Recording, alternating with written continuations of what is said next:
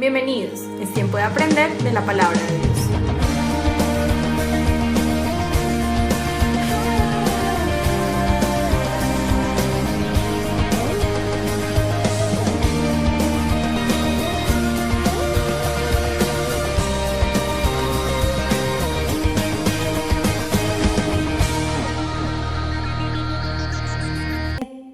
Dio el privilegio de compartir la palabra en esta mañana y es día de familia.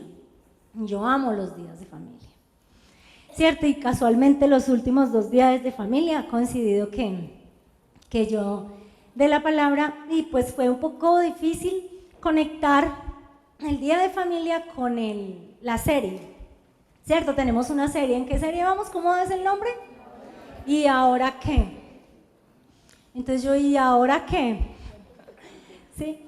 El ahora que, pues estudiando primero la palabra, el ahora es ya, es un tiempo presente, no es ni mañana, ni hace, no, es ahora, hay que hacer algo, ¿cierto? Y el qué es como una acción, ahora es que ya, y qué es que tienes que hacer algo, ¿sí?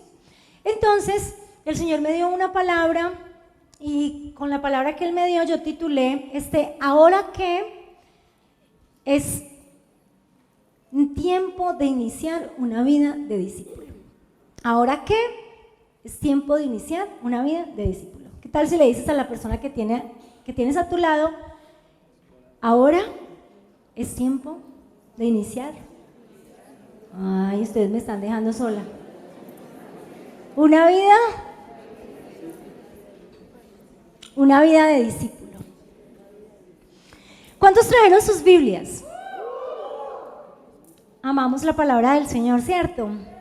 En físico. Muy bien, entonces abramos nuestras Biblias en Lucas capítulo 9, versículo 23 y 24.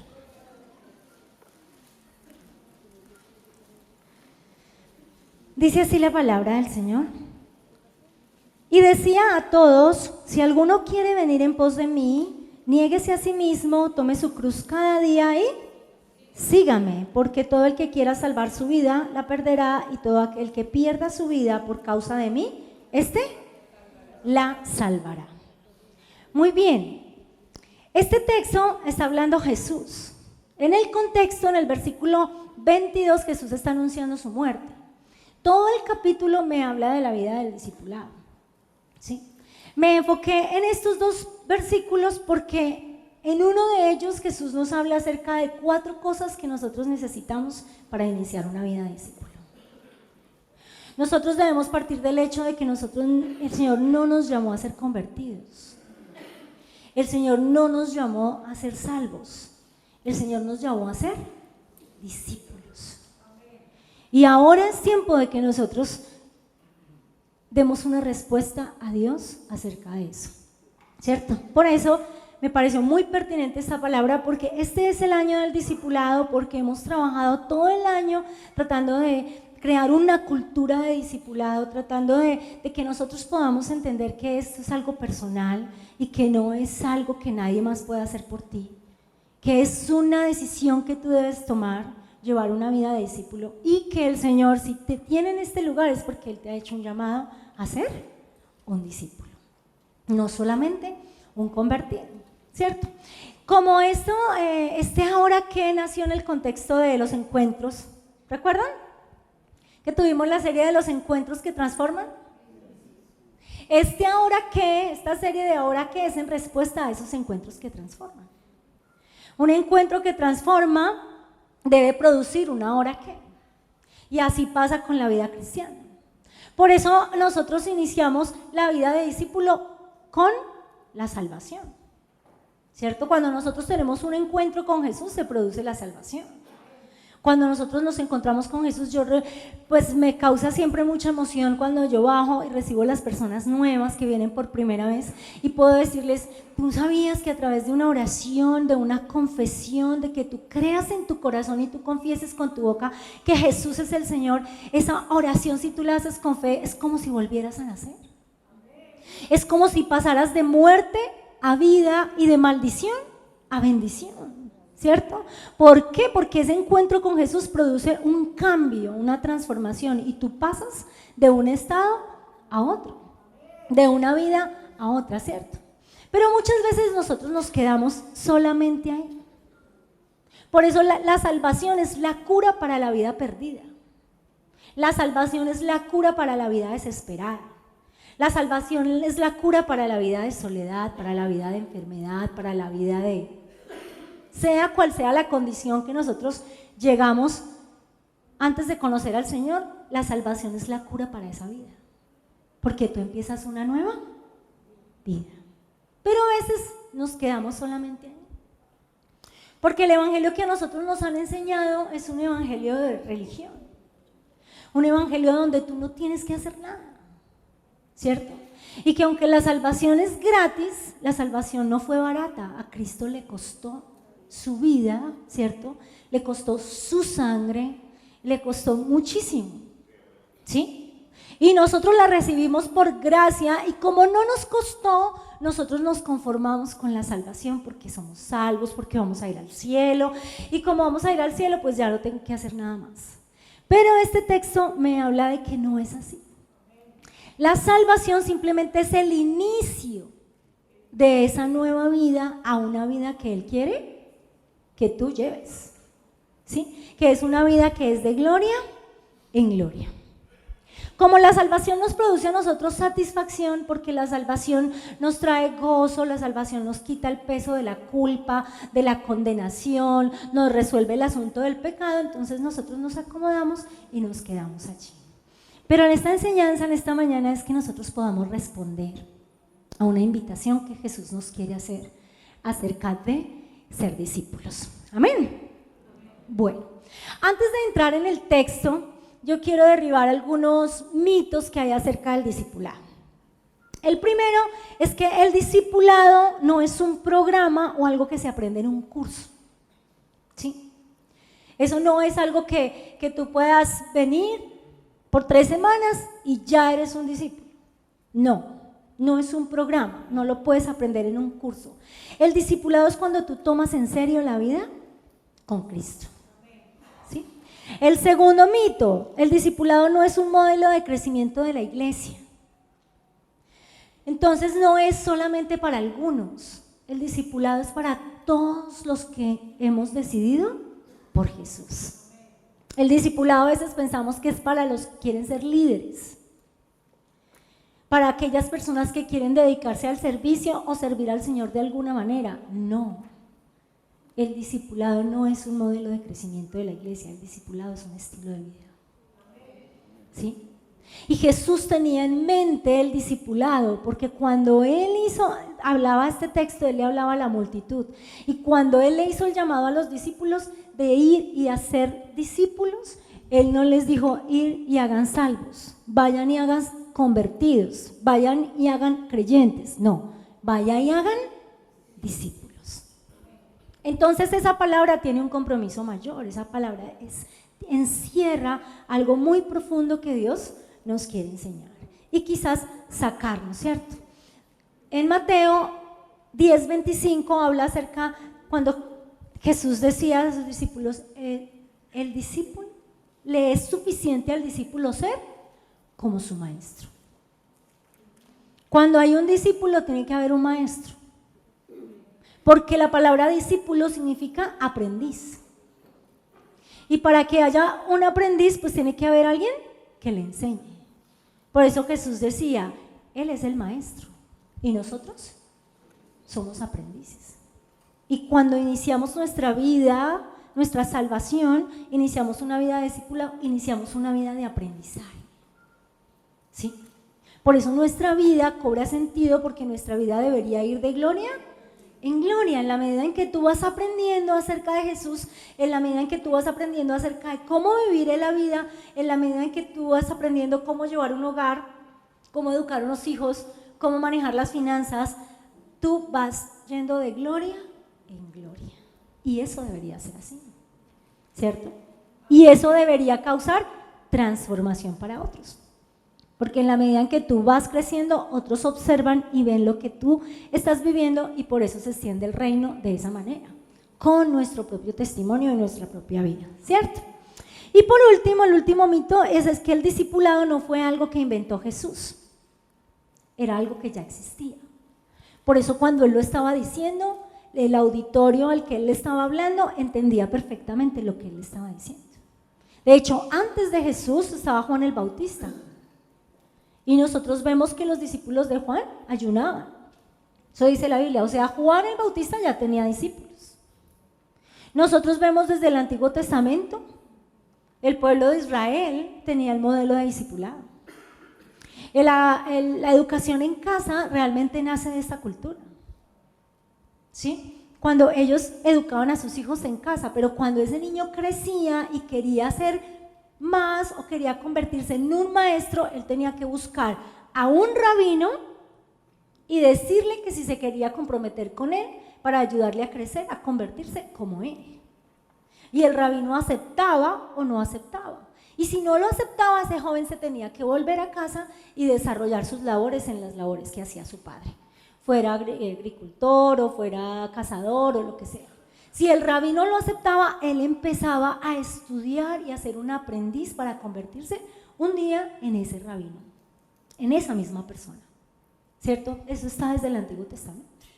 Entonces Jesús no les estaba hablando algo que ellos no entendían.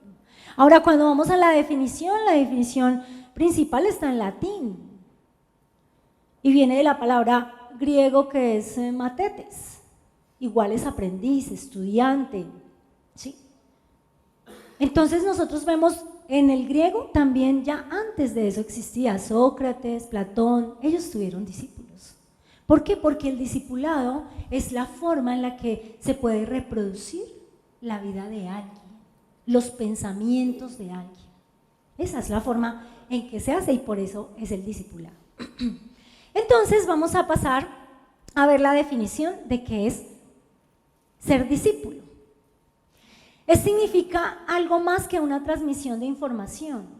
Se refería a imitar la vida del maestro, inculcando sus valores y reproduciendo sus enseñanzas. La definición en latín es aprendiz.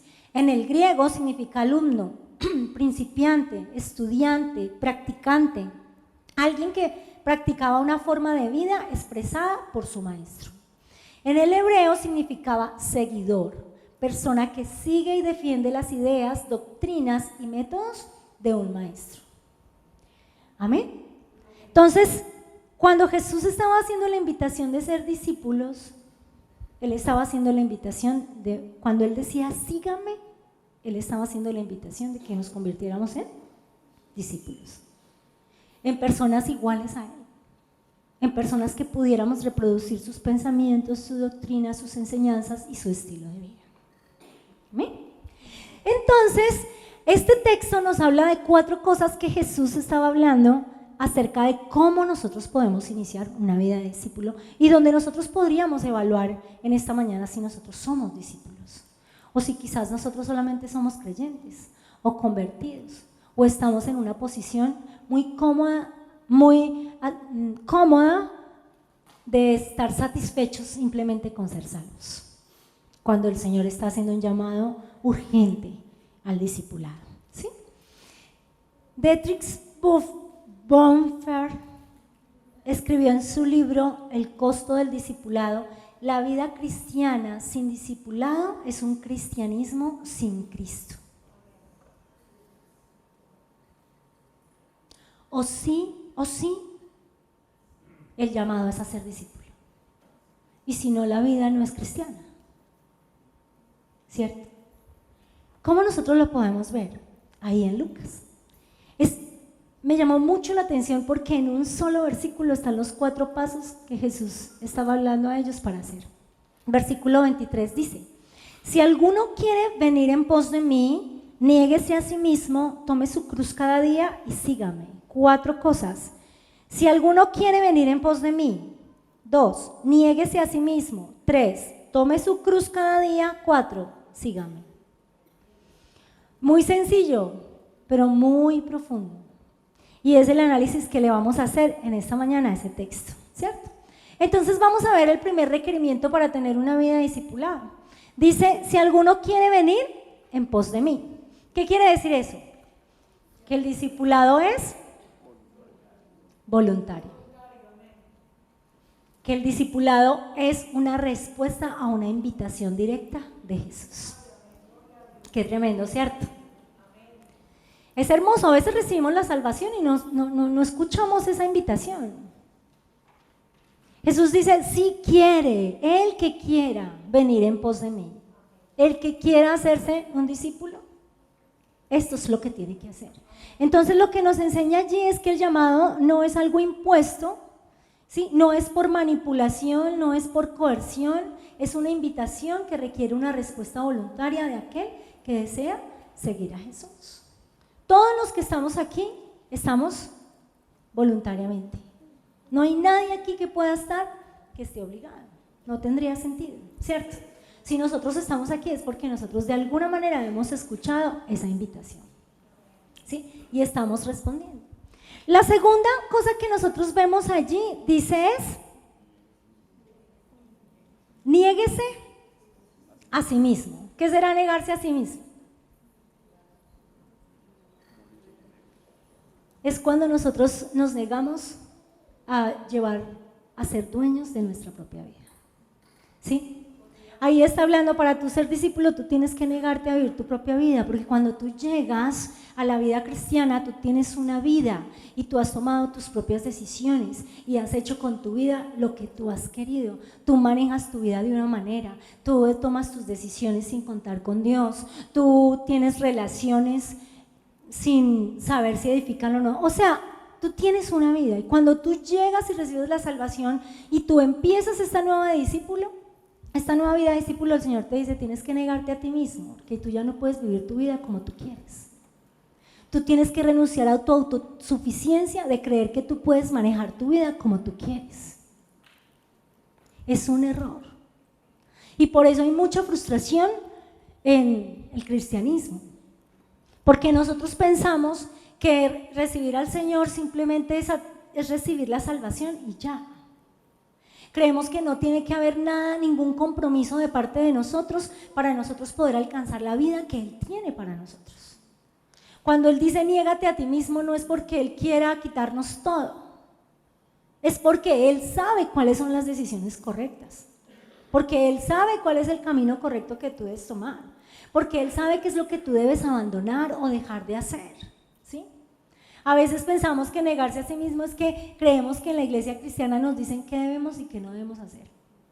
Por eso cuando uno está afuera la gente dice, es que allá le prohíben que usted tome, que usted baile, que usted escuche música del mundo, que bueno, todos los argumentos que uno escucha afuera. ¿Y cuándo aquí se le prohíbe a alguien algo? Nadie. Nadie. ¿Qué tal uno vigilando la vida de las personas a ver si hacen, si no hacen, dónde se meten, con quién se meten, con quién? No. ¿Sí? Pero cuando tú recibes el llamado de Jesús a una vida de discípulo, tú sí sabes que hay muchas cosas que tú ya no puedes hacer. Cuando tú llegas y tú pones los pies sobre la tierra, dices, no, como dice la palabra, el que pecaba, pues ya no peque más. El que fornicaba, ya no fornique más. El que robaba, ya no robe más. ¿Sí? ¿Por qué? Porque Él sabe que esas conductas pecaminosas y ese estilo de vida te llevan un camino de muerte y de destrucción. Y te está diciendo, niégate a ti mismo, vive la vida que yo quiero que tú vivas, deja que yo sea el Señor de tu vida, controle tu vida, te diga qué debes hacer y yo te garantizo que tu vida va a ser una vida abundante. ¿Amén? ¿Cuántos queremos una vida abundante? Porque no la vivimos. ¿Será que estoy manejando mi propia vida? ¿Será que yo no me estoy negando a mí mismo? ¿Sí? Entonces negarse a sí mismo significa negar nuestro derecho de determinar la forma autónoma de nuestra vida y nuestras decisiones. Reconocer que no somos dueños de nosotros mismos, sino que estamos bajo el señorío de Cristo. Eso nos evitaría tantos problemas, tantos errores. La idea de ser cristiano por nombre y no por naturaleza, la idea de que puedes tomar una decisión y nunca experimentar un cambio de vida, no está fundamentada en las Escrituras. No es verdad. Por eso no es verdad cuando nos hacemos llamar cristianos y nuestra vida no cambia. Y con eso no quiero decir que es que cambia ya, o sea, no, el discipulado es un estilo de vida que será hasta que Jesús venga por nosotros. Yo soy un aprendiz y llevo 26 años en el Evangelio y sigo siendo un aprendiz. Y sigo aprendiendo de Jesús todos los días para ver cómo llevo mi vida, cómo tomo las decisiones y cómo hago que realmente yo pueda ir caminando hacia la vida que Él quiere que yo viva. ¿Sí? Entonces eso nunca se acaba. Desde el principio hasta el final seremos aprendiz, seremos discípulo. Entonces, si tu vida no está experimentando una transformación, posiblemente tú no eres un discípulo. No has tomado la decisión de negarte a ti mismo. Negarse a sí mismo es saber quién está a cargo. Es renunciar voluntariamente a nuestra autosuficiencia, que nos dice que somos capaces de encargarnos solos de nuestra vida. ¿Sí? Es dejar de hacer las cosas a la manera que nos satisface a nosotros y empezar a hacerlas como Él quiere que las hagamos. Difícil, ¿cierto? Pero es un llamado. Si tú quieres, niégate a ti mismo. Deja que yo me haga cargo. Siguiente, tercera cosa. ¿Qué dice? Toma tu cruz cada día. ¿Qué significará tomar tu cruz? A veces nosotros pensamos que la cruz es el marido que tenemos. ¿Sí? Que la cruz es la suegra. Que la cruz son los hijos. ¿Cierto? No. En el contexto en el que está escrito allí, Jesús sabía exactamente qué les estaba diciendo. Y para los discípulos escuchar acerca de la cruz, cuando escuchaban acerca de la cruz no se imaginaban una carga que alguien estaba llevando. Cuando Jesús iba camino al Gólgota, las personas no lo miraban, ay, como pobrecito, cómo carga eso. No. Cuando las personas miraban la cruz, ¿qué miraban? Muerte. La cruz es muerte. ¿Sí? No una carga. Cuando Jesús está diciendo, toma tu cruz, o sea, muere todos los días. Todos los días hay que morir. ¿Sí? Pero Él no lo hace como, qué horror, todos los días, qué vida cristiana tan horrible. Uno a veces escucha a las personas, no es que la vida cristiana es una carga, no, la vida cristiana es una aventura. La vida cristiana es la mejor vida que existe, ¿cierto? Amén. Cuando tú vas a ver a Jesús ir a la cruz, Jesús se iba quejando, Jesús iba maldiciendo, Jesús iba renegando contra el Padre. ¿Cómo iba Jesús? Enfocado, ¿cierto? En humildad. Él sabía que tenía propósito. Él sabía que si él moría, él sabía que iba a agradar el corazón del Padre. Él sabía que iba a liberar a la humanidad. Él sabía, él lo estaba haciendo con gozo. Cuando habla de tomar su cruz, habla de que yo debo de con amor soportar las cosas que conlleva ser discípulo. ¿Cómo qué? Con gozo, por ejemplo, cuando yo me convertí, yo fui la primera en mi casa. ¿Cuántos han sido los primeros en sus casas de ser creyentes?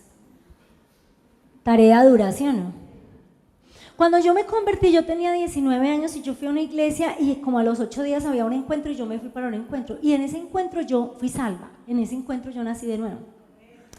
Y en ese encuentro encontré todas las respuestas, las cosas, como decía, niéguese a sí mismo, deje de vivir así, renuncie a esto, corte con esto, todo, ¿cierto? Y tuve en un encuentro, sí, por Cristo yo.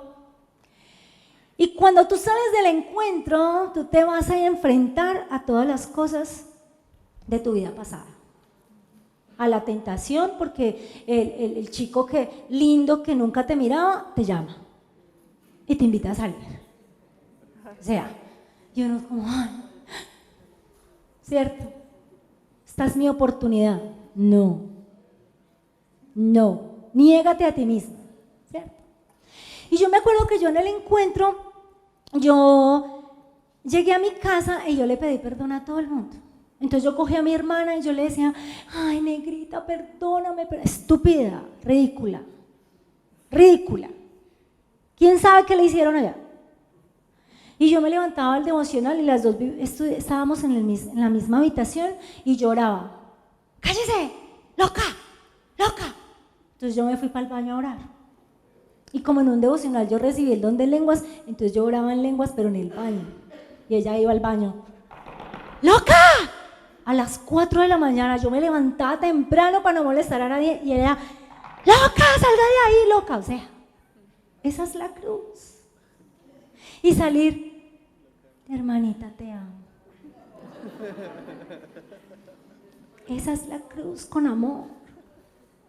Con amor es cuando tú cargas todas aquellas cosas que es una cruz, pero no es esa carga, sino que tú puedes con gozo y con amor poder llevar todas aquellas cosas que te van a pasar por el hecho de ser un discípulo. ¿Sí? Yo era el alma de la fiesta, a mí me sacaron del grupo de amigos, de la oficina. ¿Por qué no? Esta ya se volvió aburrida. Entonces el rechazo de los amigos, el rechazo de la familia, la burla, el bullying, la soledad, todas esas cosas que tú empiezas a experimentar cuando tú decides por Jesús. Esa es la cruz que el Señor te dice que la lleves cada día. Cada día tenemos situaciones, ¿cierto? Cada día somos cuestionados, despreciados, burlados, en fin, ¿cierto? Pero Él lo dice que lo hagas con amor, así como Él llevó esa cruz por nosotros. Él llevó la cruz que le correspondía a Él, que era llevar tu pecado, lo que te inhabilitaba, lo que te condenaba, lo que te acusaba, lo que te mantenía atado, lo que no te dejaba ser libre. Él lo llevó y Él lo llevó con gozo y con amor a esa cruz para que tú pudieras tener una vida buena, una vida en abundancia. Pero Él te dice, pero tú tienes que tomar la tuya. Y es ser un testigo aquí en la tierra y es dar testimonio de quién yo soy aquí, porque cuando la gente te ve a ti, ve a Jesús. Cuando tú dices yo soy un discípulo, la gente te va a poner la medida de Cristo, ¿sí o no? Por eso es que es como que wow. Por eso usted medio hace cualquier cosa y a ver el santo. Sí, no, pues que es el cristiano, porque para el mundo el estándar de Cristo es alto, ¿cierto? Nosotros tenemos un estándar alto, pero el Señor dice que es necesario que nosotros tomemos esa responsabilidad de llevar sobre nosotros esas cosas. Entonces, tomar la cruz, ¿qué significaba? Muerte. Tienes que morir a ti. Tienes que morir a defenderte, tienes que morir al orgullo, al egoísmo, tú tienes que morir a muchas cosas. Todos los días tenemos que morir. Por eso es que la Biblia dice ahí, toma tu cruz cada día.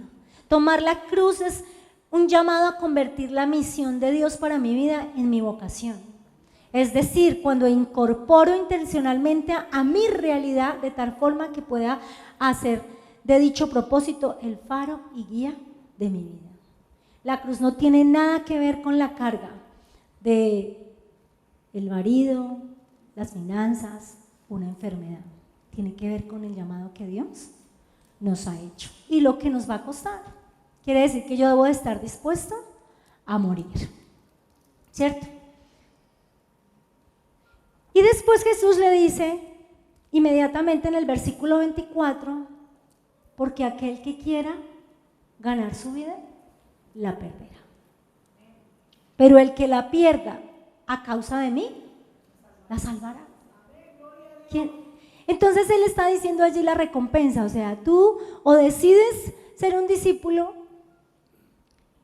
y morir, y yo te garantizo que tu vida va a ser una buena vida, una vida como yo quiero que tú la vivas. Pero si tú insistes en vivir tu vida y salvar tu vida y dejar tu vida haciendo lo que a ti te parece, entonces déjame decirte que la vas a perder. Y no estoy hablando de la salvación. No es que vayas a perder la salvación si tú no decides ser un discípulo, es que vas a perder la vida que Dios tenía para ti. Es perder la vida que Él ya tenía preparada para ti. ¿Cuántos luchamos para tener buenas vidas? ¿Cuántos queremos tener vidas chéveres? ¿Cierto? ¿Cuántos? Todos. ¿Cuántos queremos una vida sin enfermedad? ¿Cuántos queremos una vida abundante? Una vida exitosa. ¿Cuántos queremos una familia excelente? Unos hijos en Dios. Niégate a ti mismo, toma tu cruz. Y cuarto, sígueme.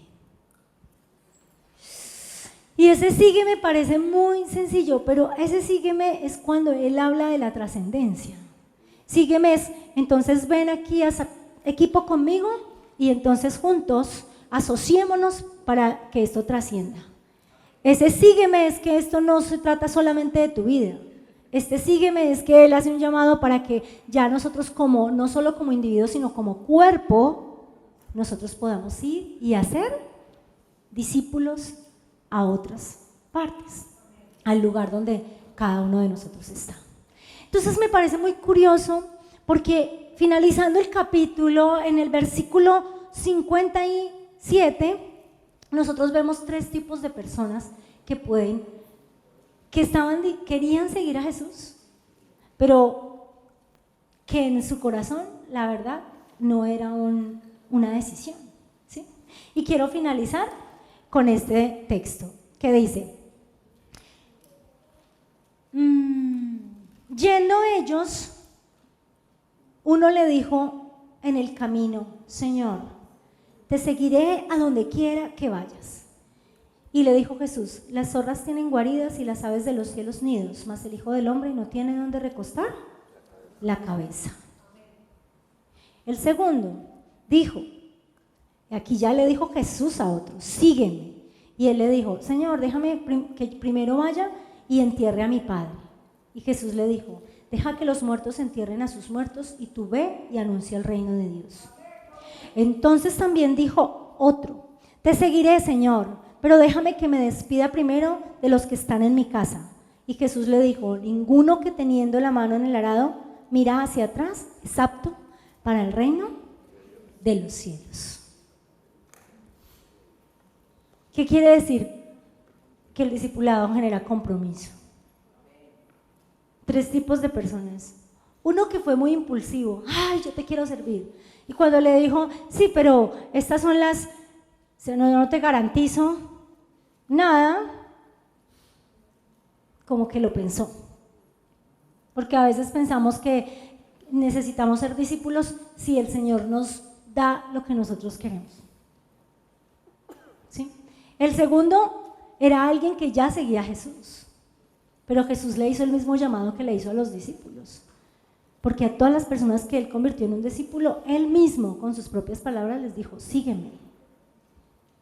Y uno de ellos, los 12 discípulos, ellos tuvieron que tomar la decisión de dejar lo que estaban haciendo para seguirlo. Y este le hizo la misma invitación a este y él le dijo, no, pero es que déjame, yo voy a enterrar a mi padre. No es que su padre se fuera a morir, lo que le estaba diciendo era, deja, cuando mi padre se muera, entonces yo vengo y soy tu discípulo. Y con Dios no funciona así. Y el tercero también le dijo, yo quiero seguirte. Y cuando el Señor le dijo el compromiso, dijo, entonces déjame, yo voy y me despido, ¿sí? De las cosas que tengo allá. Entonces espérate, yo corto esta relación, espérate, yo soluciono este problema, espérate. Y no. La decisión es un sí o un no. Y es un sí, es un sí, es un sí de la vida. Si yo le digo sí a Jesús, yo le estoy diciendo sí y yo me voy a ir con toda para poder alcanzar la vida que Él tiene para mí. ¿Amén? Entonces, este es el texto que yo quería compartirles. ¿Por qué? Porque nosotros tenemos un llamado como iglesia. Y es importante que yo no me quede solamente en la salvación y en ser perdonado. En que yo no me conforme y me quede ahí, simplemente con lo que Dios me ha dado a mí, en que yo trascienda y avance en mi vida. Y como familia, mucho más. Porque yo recuerdo cuando yo llegué a mi familia, yo fui la primera y mi meta fue mi familia. Fue lo primero por lo que yo oré, por lo primero que yo ayuné. Y yo me acuerdo mucho que yo una vez le dije a mi hermana que yo fui de las tantas veces que iba a pedirle perdón y ella me dio una cachetada. Y me dijo, y ponga la otra mejilla. Porque la Biblia dice que ponga la otra mejilla.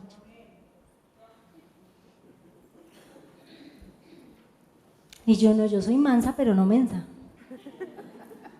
¿Cierto? O sea, pero yo me acuerdo todos los actos de amor que yo tuve que hacer en mi familia, como recogerla, como dejar de condenarla, de mandarla para el infierno, como de ella llegar tomada y prepararle un café y decirle que la amo. O sea, a mí todo lo que el Señor me decía que hiciera, yo lo hacía para alcanzar a mi familia. Y mi mamá me decía, si su hermana va a la iglesia, todas vamos. Y yo, Dios mío, o sea, aquí el blanco es esta. Y yo hacía todo por ella. Y ella fue la que me dio cachetada, la que me decía ridícula, la que mejor dicho, la que me atormentaba. Ella era mi cruz. Pero yo lo logré. Y toda mi familia llegó al Señor. Entonces hoy es día de familia. ¿Y cuántas familias sabemos acá? Con uno solo, con un solo que sea discípulo de Jesús, que esté en una familia, esa familia tiene la promesa de que toda esa familia llegará a Jesús. Porque esa familia, a través de ese discípulo, va a ver a Jesús a través de esa persona. ¿Ves? Y nosotros somos muchos. Somos muchas familias. Tenemos una tarea gigante de que nosotros tengamos una vida de discípulo. Entonces, para concluir en esta mañana, como es una invitación de Jesús, ¿cierto? Como es algo que tú no puedes hacer por obligación, pero sí lo debes escuchar porque debes tener claridad de que si tú estás aquí es porque el Señor te está llamando.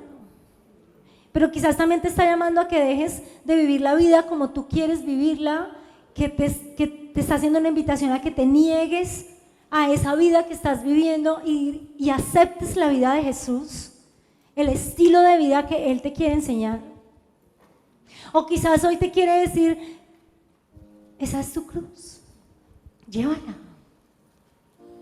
Lleva el rechazo, el menosprecio, la burla de las personas quizás que más amamos, llévala con amor y tú vas a ver, cárgala todos los días y sígueme. Y para estas personas que hemos tomado la decisión de ser discípulos, hay muchas promesas en la Biblia. Y yo separé dos que me llamaron mucho la atención. Pero antes de dárselas, yo quisiera que tú cierres tus ojos ahí donde tú estás. Y tú te hagas la pregunta, ¿estás tú dispuesto a responder a esa invitación? ¿Estás tú dispuesto a decirle que sí a Jesús? ¿Estás tú dispuesto a dejar la vida que tienes que no agrada a Dios? La vida que tú sabes que Él te está diciendo que te niegues a ti mismo. ¿Refleja tu vida alguno de estos tres hombres? ¿No quieres tener tu seguridad de una vida cómoda? ¿Quieres vivir tu vida primero y después, si te queda opción, seguir a Jesús? ¿O quieres vivir del pasado y seguir con la tentación y con las cosas que controlan tu vida? Refleja tu vida la vida de un discípulo. Y yo quiero que tú medites ahí. Espíritu Santo, tú quieres, Señor, que en esta mañana salgamos con estas preguntas. ¿Será que yo me niego a mí mismo? ¿O será que yo no he podido ver la vida que tú tienes para mí porque estoy viviendo mi vida a mi manera? cuántas cosas tú me has dicho a mí que debo dejar, que debo de renunciar, y yo sigo empecinado allí, aferrada a esa vida, a controlar a mi autosuficiencia. Quizás tú estás mostrándonos, Señor, que la vida que tenemos no es la vida de un discípulo. Entonces, en esta mañana, si tú quieres responder a esa invitación que te hace Jesús, yo te voy a pedir, solo los que quieren tomar la decisión, les voy a pedir que se pongan de pie. Los que quieran decirle sí a Jesús, con todo.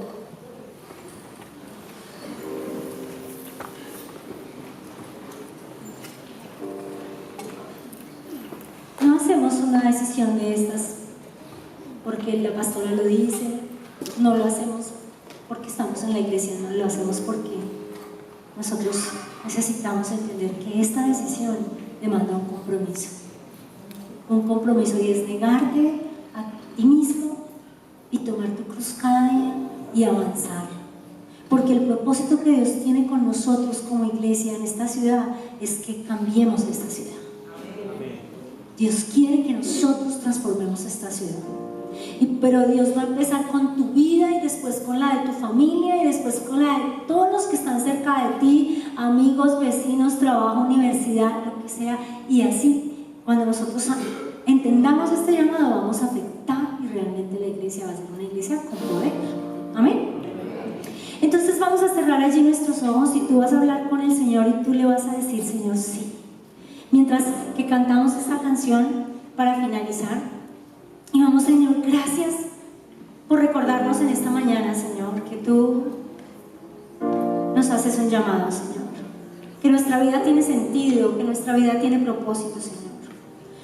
Tu palabra dice en Juan 17, 7 y 8, si permaneces en mí y mis palabras permanecen en vosotros, pedid todo lo que quieras y os será hecho. En esto es glorificado mi Padre, en que llevéis mucho fruto y seáis así mis discípulos. En Mateo dice, Jesús les dijo, en verdad os digo que vosotros que me habéis seguido, los que han dicho que sí, en la regeneración, cuando el Hijo del Hombre se siente en el trono de gloria, os sentaréis también sobre 12 tronos para juzgar a las 12 tribus de Israel. Y todo lo que hay, escuchen, todo el que haya dejado casas, hermanos, hermanas, padre, madre, hijos y tierras por mi nombre, recibirá 100 veces más y heredará la vida eterna. O sea que sí hay recompensa para los que decimos que sí. Y es una vida eterna. Y ese 100 veces más no es solamente en el cielo. Todo lo que tú te niegues a ti mismo, Él te lo va a recompensar 100 veces más. En una vida que tú ni te imaginas Él tiene preparada para ti. Señor, te damos gracias, Padre, por esta palabra. Te damos gracias porque este es el año del discipulado. Te damos gracias porque la hora que nos está llevando a una acción y es vivir una vida de discípulo, Señor. Es derribar todos los argumentos que creemos que el discipulado solo es para algunos, Señor. Es para todos los que tú has llamado, Señor. Es derribar el argumento de que el discipulado solo es para aquellos que quieren ser líderes, Señor. No, es mentira, es para todos los que somos tus hijos, Señor. Es derribar, Señor, la mentira del enemigo, Señor, de que la salvación solamente es para ser perdonado, Señor. No, la salvación es apenas el inicio de una vida de poder, de transformación, Señor. De una vida que tenga fruto, que tenga propósito, Señor. Que es cambiar el mundo, que es dejar ver quién tú eres, Señor, a través de nuestra propia vida, Señor. Padre, yo entrego cada familia y yo quiero que si estamos por familias, nos podamos hacer por familias. Y vamos a orar por los que todavía no han llegado a Cristo. Y vamos a orar para que nosotros seamos las personas que vamos a mostrar a Jesús a nuestra familia. Amén.